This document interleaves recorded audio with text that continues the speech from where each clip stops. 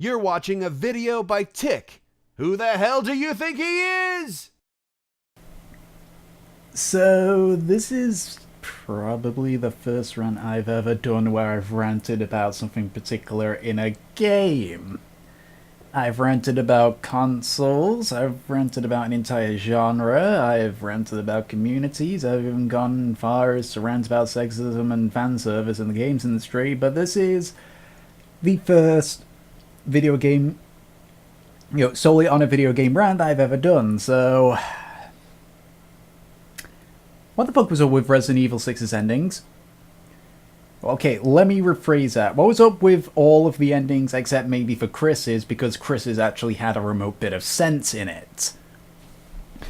Obviously, as you can tell, because I'm talking about the endings, this will feature spoilers. So if you haven't completed Resident Evil 6 and you don't want to be spoiled, then you would be wise as to not watch this rant. Now, before people who enjoy the game rip my head off, I too enjoyed playing Resident Evil 6. I thought that as a Resident Evil game it was bad, but as a game in itself, it was good. It was very solid, had good gameplay, had a couple of issues with the camera every now and then, but for the most part it was very much enjoyable.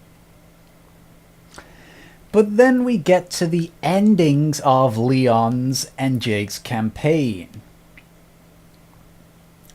And I know that people are going to be thinking me shallow for some of these reasons why I'm ranting about them, but hey, it's my show idea thing, my bob. I can rant what I want about, it's my opinion. So let's start with the one that I was least angry with, Jake's campaign. Now, the first thing I actually thought is that, looking back at it, Usonox didn't really fit Jake's campaign, because Jake's campaign was about over-the-top stuff. It's like stuff where it's very camp and stupid. Like, a tank bursts through the door, and he plays chicken with that tank on a motorbike. It's like, that's stupid. That's really stupid, but it's enjoyable because of that. But Usonox is meant to be a stalker character. It's built up as this indestructible mammoth of a being. I mean, he gets crushed under rubble, comes right on back. He gets, what was the second time he got killed? Oh yeah, he got drilled in the stomach, comes right on back. Gets flattened by a pylon, comes right on back. Gets thrown into lava, comes right on back. And how do they finally finish him off? A single magnum bullet to the heart. I know people will argue it's because of the fact that Usonox had all of his outer skin burnt off. Well, this bit which I'm going to bring up right now, I already know the reason. It's plot convenience. But why didn't they make it so that the C virus regenerates him? I mean, all the standard zombies pretty much have it. Why doesn't Usonox? Secondly is, okay, as you notice throughout the game, Usonox is killed in even more over-the-top ways. Or supposedly killed off. And for him to just be killed by a single bullet, really? I mean, I know you can't really top thrown into lava after losing a 1v1 hand-to-hand fight, which was fucking awesome, by the way. But really? You're gonna just a single shot to the heart.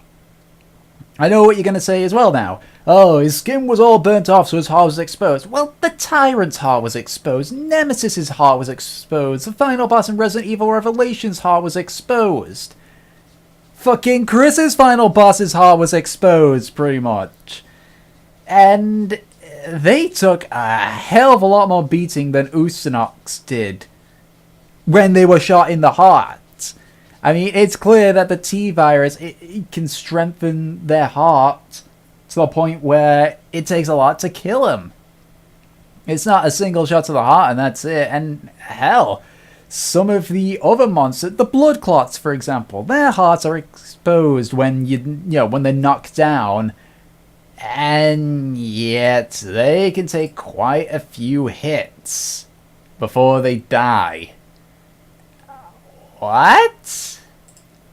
As I said, I know the reason, it's for plot convenience, but you could have very easily made something a lot more dumber, than that. Like, why not make him go out in a nuclear explosion?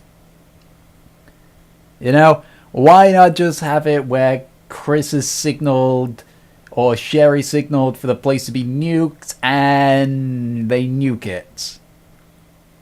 Why can't you do that? I mean, it would have been dumb, but hey, that would be a good way to send him off, and also it's in Jake's campaign. It's meant to be camp and silly. And once again, I said that Usonox just does not fit the role in Jake's campaign. The simple reason is, as I said, Jake is meant to be over the top and camp. He's not meant to be scared of something chasing him. Which brings me to Leon's campaign. I enjoyed Leon's campaign up until the end of Chapter 4. Then, I've never seen something derail so hard. At all. Like, this was just... Wow. Really? You had a solid campaign in that... Really? Did they switch it up? Did Jake's team have to come in and do the last chapter and a bit for Leon's team? Really? Simmons turns into... Okay. I have a lot to rant about Simmons here. For one thing, I thought he was a shitty villain. Like, he had about as much screen time as Wesker did in Resident Evil 5, maybe a little bit less, but Wesker was fully fleshed out in that, like, any rough spots were fully fleshed out in Resident Evil 5 with Wesker. I mean, for one thing, Simmons' motivation for these attacks. His reasoning is, it's for the interest of America and national security. If we told that we were making bioweapons as by a treaty, then we would lose all blah blah blah. Well, the thing is, this game likes to keep itself, I wouldn't say firmly rooted in reality, but it definitely keeps some things in reality. And people bullshit about stuff all the time. Look at North Korea. Oh, we're not going to do any more nuclear test. Oh, look, we did a nuclear test. I mean, it's... So that's one thing. I mean, like, he doesn't explain it very well. He's just like... Literally, he just tries to sum everything up in 2 sentences. And when you're the main villain of a game, or meant to be the main villain of a game... There wasn't really a main villain of this game. I think anyway. Then you have to show the weight you're carrying. You have to explain. I mean, hell, you don't have to spend like an hour explaining things. Wesker basically said his entire plan in a 1-minute speech right before you fight him the second time. He just says, every day, mankind moves one step closer to destruction. With Ouroboros, I will begin the world anew, with me as its god. A new race of superhuman beings, with me as their king. That's it. That's all he needs to say. Oh, okay, Wesker, so what you want to do is start the world over from scratch, with your own breed of soldiers, with you as a god. Okay, I perfectly understand that. I understand your motive. Simmons, it's like, we're trying to cover up the US's involvement with Umbrella. Well, why are you going after China and then the whole world next? I don't get it. I mean, is that part of Clonida Wong's, or Clara as she is, wanting to basically destroy the entire world? It makes no sense. I mean, it's like they try to have a villain for each of the campaigns. Ustonox and Clara for Jake's campaign, Clara's campaign for frickin' Chris's, and Simmons for Leon's. Well, sometimes that's not a good idea. I mean, it's like, imagine if Saints Row the Third had all of the Syndicate members as their own separate campaign, but they only partly melded together. It wouldn't work. If you're gonna go ahead and have multiple villains, then have it as a ladder system. Every game, I mean, yeah, sure, it's an old Tide system, but it's an old Tide system that works. I mean, look at Metal Gear Rising. Look at Assassin's Creed. Builds itself upon that. You start with the lower rungs of the ladder, and also GTA does that, and you know what? Those games are often well received. They're great. I mean, I think that if you're going to have multiple villains, you have to have them on a ladder system. If you can't do that, then just have one big villain. Like, yeah. Back to Simmons. To be exact, what the hell did they do to Leon's campaign to turn it from this, meant to be cinematic, tense feeling to basically Jake and Chris's campaign combined? I mean, you fight the guy who somehow is able to get his mass huge. I mean, I know that people are going to say, oh, the C-Virus can do that. And no. You have to have some... If you're going to keep a game in reality, you have to keep some stuff realistic, okay? I mean, I'm under the belief that if it weren't for a treaty, we probably would be able to make the Dead rise again with bioweapons, but obviously that would just be a bad thing. I don't think there's any way you can make mass produce on that high of a level and then shrink away. No, don't even shrink away. It folds back into Simmons and he's normal size. I'm sorry, what? He turns into this, 10-foot dog thing, and then eventually gives himself a Gatling gun. I mean, what? What? Using his own body, he makes a Gatling gun. What? He uses his body to make a weird kind of spike thing. It starts spinning around and it fires bullets as a Gatling gun. What? Not to mention the way he goes out is, well, he gets crushed by a train, but that's just... What? First the plane crash, then the helicopter crash, the train crash, and it's just like, really? This is meant to be cinematic, more gritty and realistic and darker. Are you sure I haven't just started Jake's campaign by mistake? And then you face him again. And he turns into a fucking T-Rex. Okay, look, guys. I know that you are referencing Dino Crisis, okay? But there's a difference between a reference that doesn't derail and a reference that severely derails. And this one severely derails, okay? You want a reference that does work really good? Ace Combat 6, you can get the planes that the protagonist from the previous Ace Combats did. Great reference, doesn't derail the game. Had I mention Neptunia.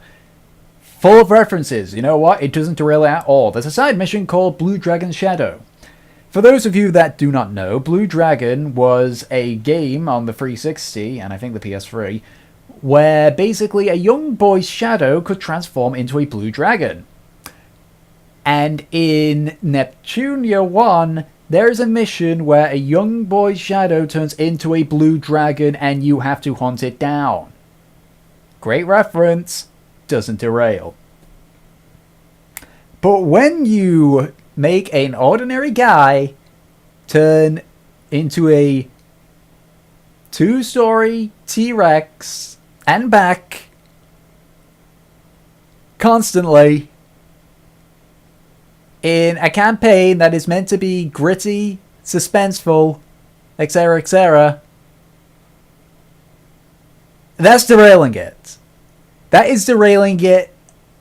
Oh, so bad.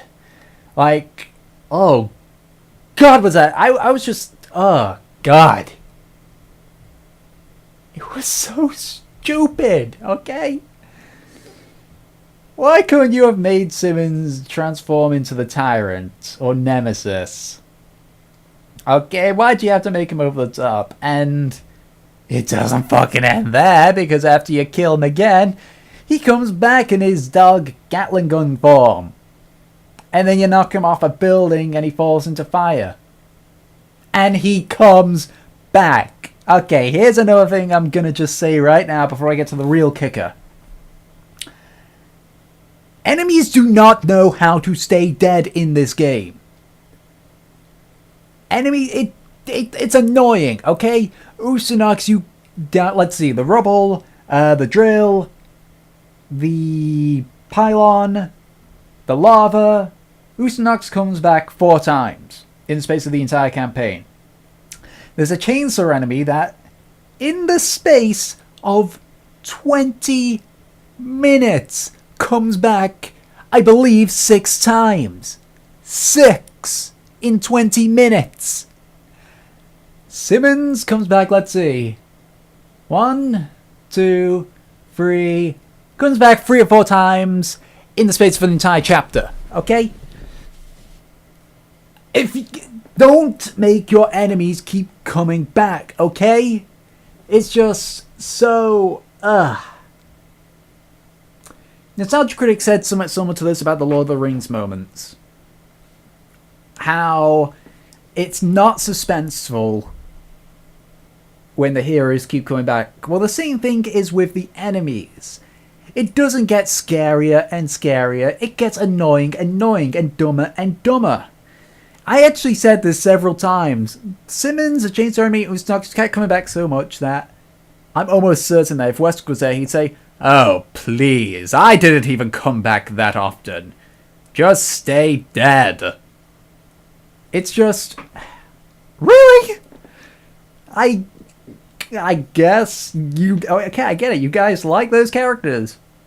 Please don't keep bringing them back. We don't care. I mean, I'm sorry to hurt your feelings, developers in question, but it doesn't matter how much you like a character during your development.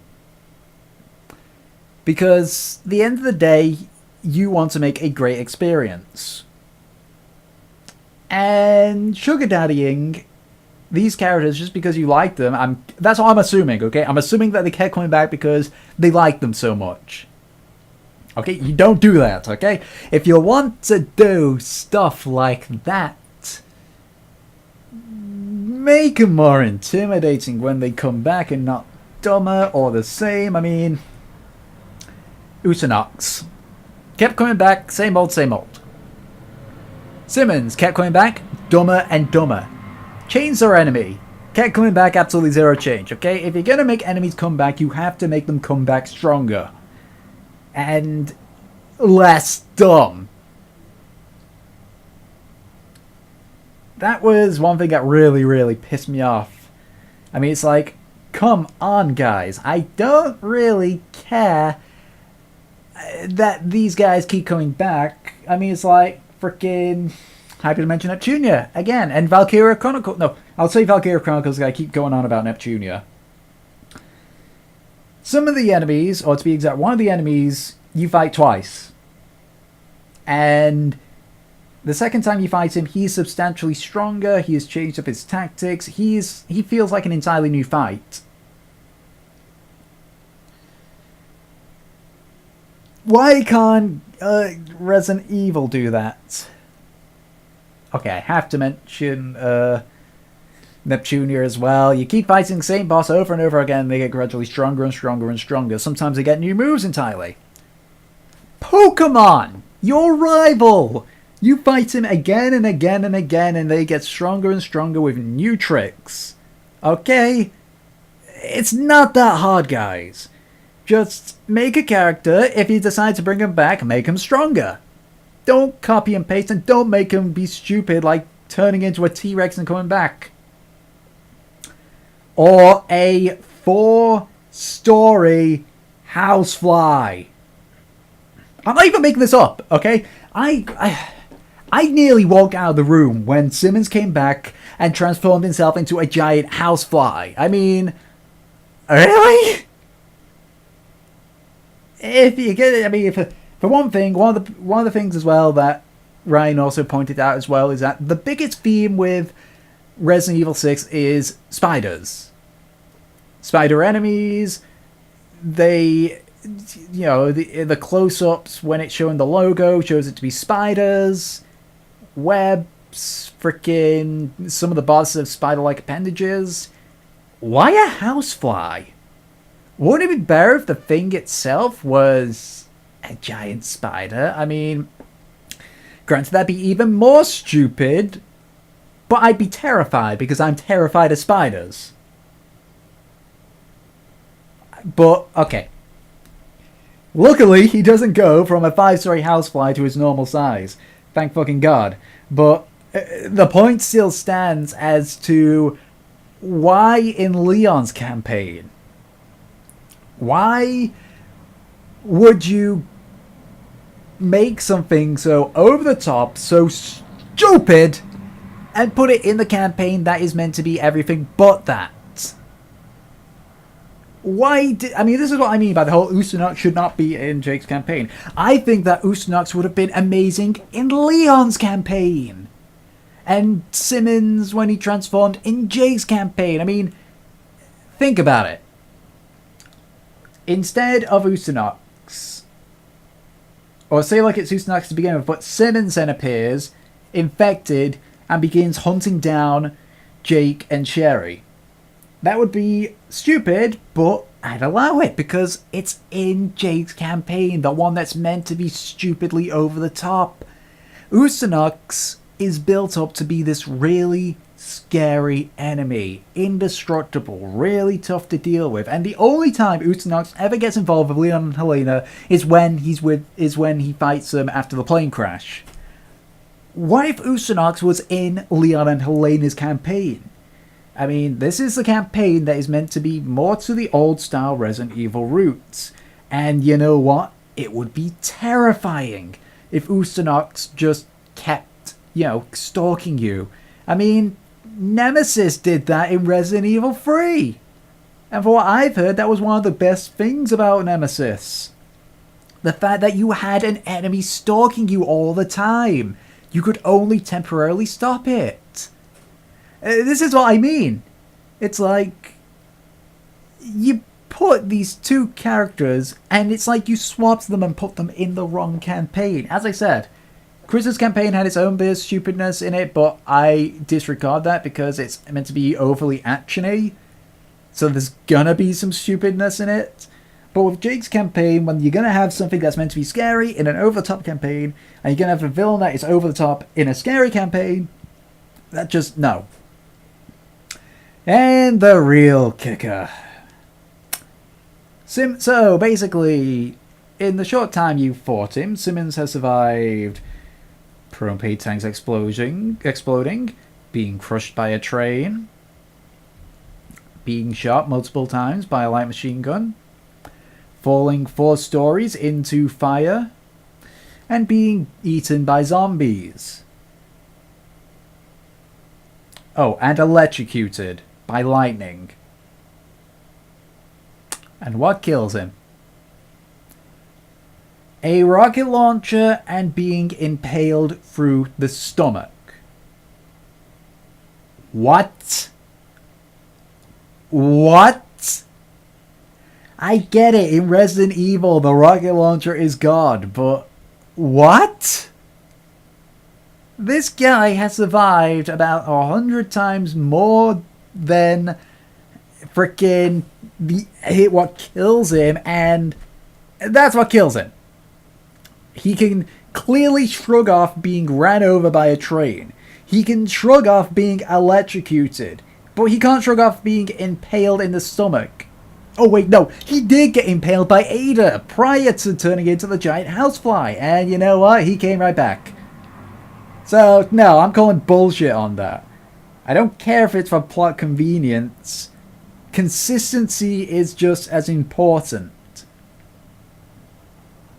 It's just...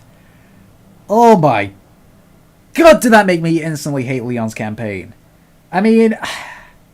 Leon's campaign was probably going to be my second favourite of the campaigns, but the second Simmons made its appearance, it just went from bad to worse.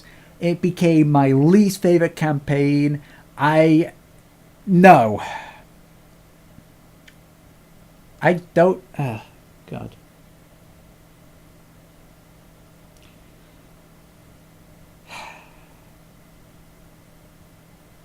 Even now, it pisses me off how stupid it was. I mean, yeah, sure, I'm angry at the Ustonox one. But that was mainly done for plot convenience. And while I hate that, while I will keep saying that it is stupid, it is... No, it's nowhere near as bad as Simmons. Nowhere near. He is hands down one of the worst villains I've ever seen in a game, if not the worst villain. Because he has no real development. I've heard that's in the files. Well, why is it in the files? The only time you should really make additional development is for endings. Once again, I'm going back to Neptunia. I can't believe that I'm having to constantly go back to a game whose basis is to take the piss out of the gaming industry and joke about it, how it does its story even better than Resident Evil 6, okay? In order to get the true endings, in Neptunia V, you have to do several things to learn some more backstory, or to learn some more stuff like the relationship between one of the main characters and some of the side characters. And to get the true ending, final ending, you have to go around, do some side quests, look in some hidden dungeons to learn about the final boss. The backstory of the final boss, okay? And you know what? That's fine, because that's multiple endings. If you don't really care about the story much, well, you can go for the standard ending, and that'll be your punishment. You don't want to look into the story, oh, well, you're not getting the true ending, but here's an ending regardless. In Resident Evil, they have a beginning and an end. There is no alternate ending. So if you're not going to have an alternate ending, then you need to make sure that that is developed all the way through. If you're going to have alternate endings, then yes, you can hide the development for those that actually do want to get that true ending. But if you're going to go ahead... I mean, it's like... Tales of Vesperia is another one that does that. It technically has two endings, or an additional boss. And to get that, you have to do a small side quest involving you finding these special weapons. And you learn about them.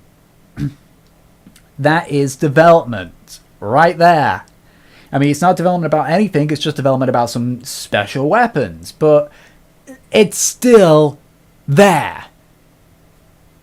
Almost every single RPG that's got multiple endings does this. A couple of games that aren't RPGs also do this.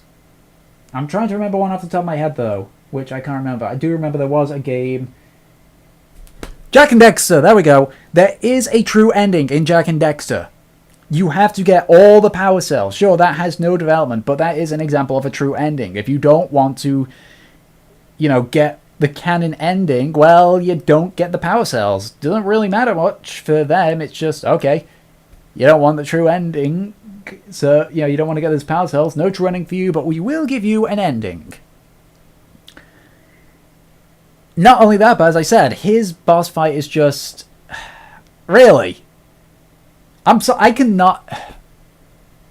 I have seen games derail quite fast. I've seen Neptunia go from the funny, campy awkwardness to the so awkward that I don't actually play it when my parents are around because it's that awkward. Okay? I've seen things just... No. I've seen Super Mario Galaxy be pretty solid, and then it just keeps copying and pasting the boss battles, which kind of remove a lot of the replayability for me. I've seen a lot of shit get worse. I've seen things get dumber and dumber. I've seen Bubsy 3D incorporate water levels, for Christ's sake. But this takes the cake. This is definitely one of the biggest and one of the dumbest things I have ever seen.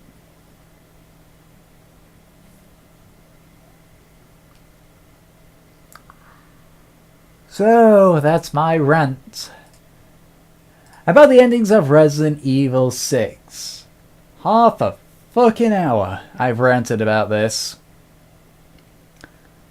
I will catch you guys next time. Good God, was Zibin so bad?